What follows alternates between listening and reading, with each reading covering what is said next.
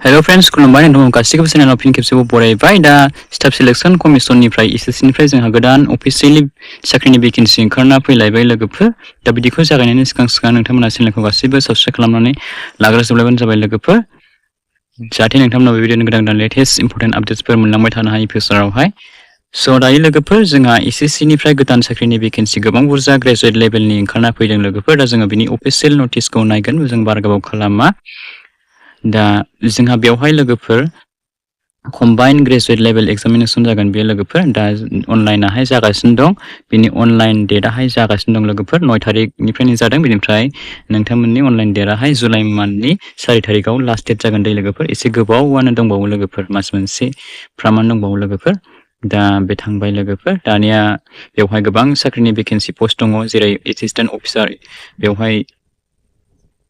ministry department अफिसखौबो होदों central secretariat service group बी ओमफ्राय बेसेबां बैसोनिफ्राय एप्लाइ एलिजिबल खालामनो हागोन नोंथांमोना बेखौहाय नै होखादों 20 निफ्राय 30 बेबायदि 18 निफ्राय 30 बेबायदि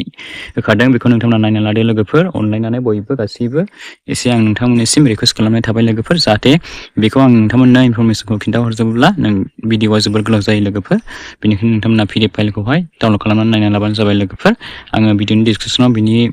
PDF फाइलनि लिंकखौहाय होना दोनगोन लोगोफोर दा बेवहाय गोबां बुरजा साख्रिनि भेकेन्सिफोर दङ ओमफ्राय जोंहा बेवहाय मा होनदों सेलारियाबो जोबोद मोजां लोगोफोर दा नोंथांमोना बेखौहाय एसे फरायनानै लाबानो जाबाय लोगोफोर बेनिफ्राय जोंहा एज एलिजिबोलथ' थाखायो बेखौथ' बयबो मिन्थिखायो जोंना ST आरो SC फोरनियाहाय 5 इयार्स बेबायदि थायो आरोखि स' दायो फैदो जोंहा एडुकेसनेल क्वालिफिकेसन दा बिसोर जोंना इम्पर्टेन्ट दा जायखिजाया नोंथांमोना बेचलर डिग्री गोनां जानांगोन बेनिफ्राय 12 प्लासबाबो नोंथांमोना हागोन ओमफ्राय मेथामेटिक्स साबजेक्टआवहाय नोंथांमोना 60 मार्क्स मोननाय जानांगोन दै लोगोफोर बेखौहाय बिथांमोना बेवहाय लिरना होखादों रोखायैहाय बेनिफ्राय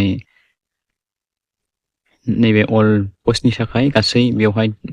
एनि ग्रेजुवेट पास माखासे ग्रेजुवेट पास चेनेलफोराबो हागोन लोगोफोर बेवहाय होखादों बेनिफ्राय जोंहा लोगोफोर एप्लिकेसन फिस दानांगोन नोंथांमोना 100 रुपिस बेनिफ्राय माखासे SC SC केटेगरिफोरनियाहाय नोंथांमोना पेमेन्ट थाइसेबो होनाङा माखासे आदार्स केटेगरिफोरनियाहाय 100 रुपिस नोंथांमोना अनलाइन एप्लाइ खालामनाय समाव पेमेन्ट खालामनांगोन दै लोगोफोर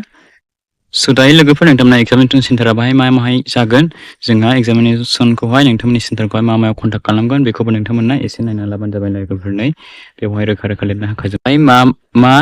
साबजेक्टनिफ्राय फैगोन जाहैबाय कुइसनाहाय बेवहाय जेनेरेल इन्टेलिजेन्स एन्ड रिजनिंनिफ्राय 25 था कुइसन फैगोन ओमफ्राय मेक्सिमाम नोंथांमोना 50 मार्क्स नाम्बार मोनगोन माने मोनसे कुइसनावहाय 2 नाम्बार होगोन आरोखि ओमफ्राय जेनेरेल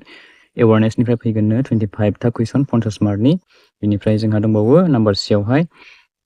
मा होनदों क्वान्टिटिभ एप्टिटिउडनिफ्राय फैगोन जाहैबाय 25 मार्कनि 50 नाम्बार बेवहाय इंलिश कम्प्रिहेन्सननिफ्राय फैगोन जाहैबाय 25 था कुइसन ओमफ्राय 50 नाम्बारनि माने मोनसे कुइसनावहाय 2 नाम्बार बेबायदि होगोन जाहैबाय ओमफ्राय नोंथांनि टाइमिंआहाय नै